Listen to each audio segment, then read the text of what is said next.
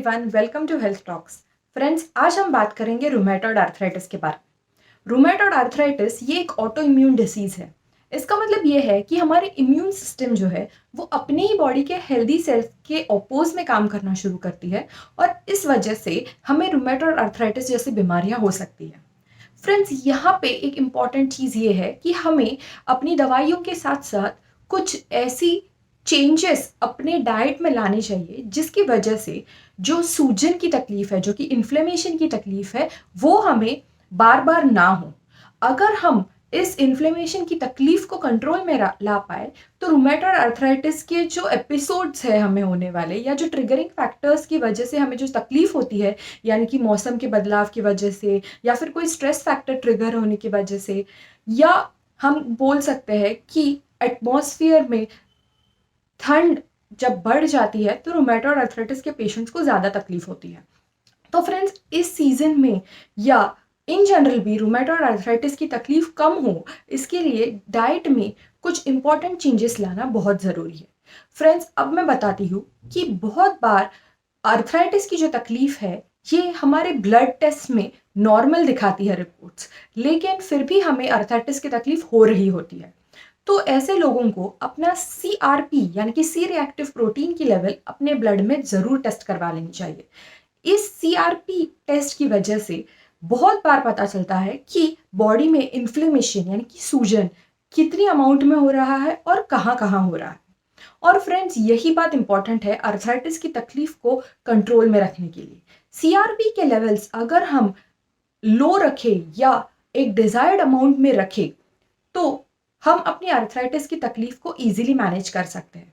तो फ्रेंड्स, आज मैं आपको यही कुछ खाने के टिप्स दूंगी जिनकी वजह से या फिर जिनमें आप चेंजेस लाने की वजह से आप इजीली अपने आर्थराइटिस को मैनेज कर पाएंगे। सबसे पहली चीज़ ये है फ्रेंड्स कि आपको आपके डाइट में फाइबर का प्रोपोर्शन जो है वो इंक्रीज करना चाहिए।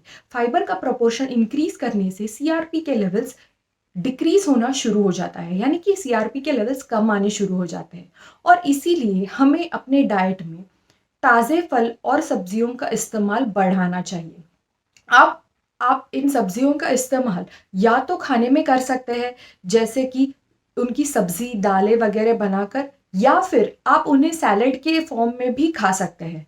स्पेशली ग्रीन लीफी वेजिटेबल्स जो है यानी कि ताज़ी हरी सब्जियां, और उनके साथ अगर आप प्याज और लहसुन का इस्तेमाल करें तो इन दो चीज़ों की वजह से भी आपकी बॉडी में जो है एंटी इन्फ्लेमेटरी प्रॉपर्टीज या एंटी इन्फ्लेमेशन की जो प्रोसेस है वो चालू हो जाती है, और ये प्रोसेस स्टार्ट होने की वजह से CRP के लेवल्स डिक्रीज होना स्टार्ट हो जाते हैं।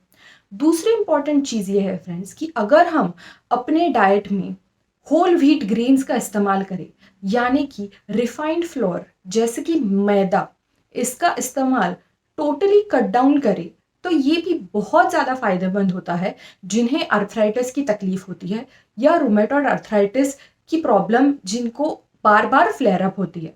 इसी के साथ अगर हम अनपॉलिश्ड राइस का इस्तेमाल करें या फिर हम सिंगल पॉलिश दालों का इस्तेमाल करें तो ये भी बहुत ज़्यादा फायदेमंद है, बिकॉज कि इनकी वजह से जो इन्फ्लेमेशन है बॉडी में वो कम होने लगती है।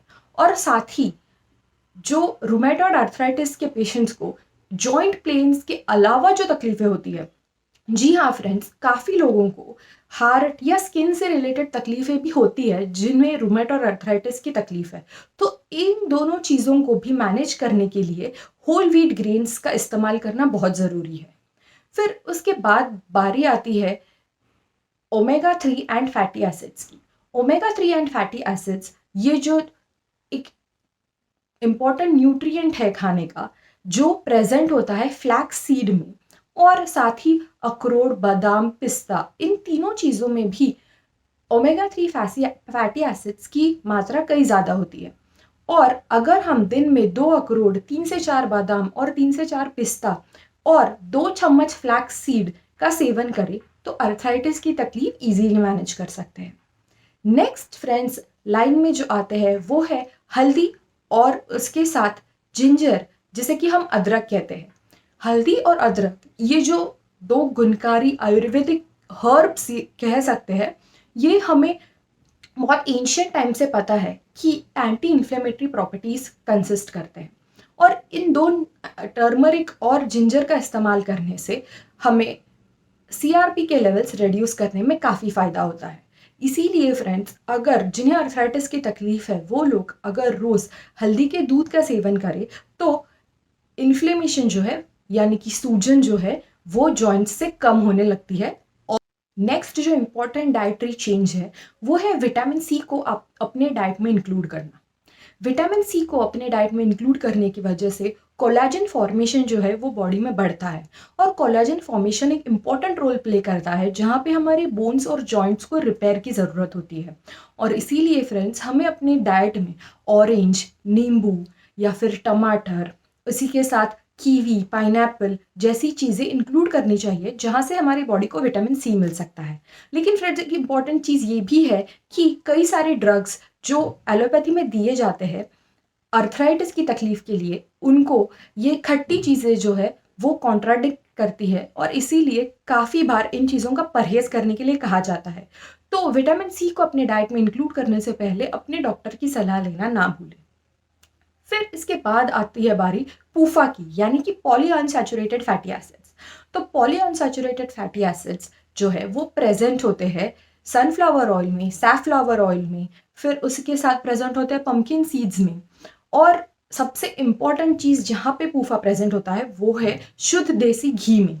तो इन सारे ऑयल्स और शुद्ध देसी घी का इस्तेमाल करने से भी अर्थराइटिस की तकलीफ जो है उसे हम इजीली मैनेज कर सकते हैं।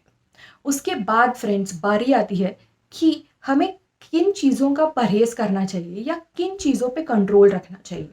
तो यहाँ पे इम्पॉर्टेंट चीज़ है कि हमें कोई भी फर्मेंटेड पदार्थ, यानी कि जिसे हमने रात भर प्रोसेसिंग के लिए रखा है, जैसे कि इडली का बैटर, डोसा का बैटर, इन सब चीज़ों को कम से कम अमाउंट में खाना चाहिए। फिर दूसरी चीज़ जो इम्पोर्टेंट है वो है कि काफ़ी बार देखा गया है कि जिन लोगों का वेट अपने नॉर्मल एज ग्रुप या हाइट के प्रपोर्शन में ज़्यादा है, यानी कि जो जो लोग ओबेस हैं, उन लोगों को अर्थराइटिस की तकलीफ ज़्यादा महसूस होती है।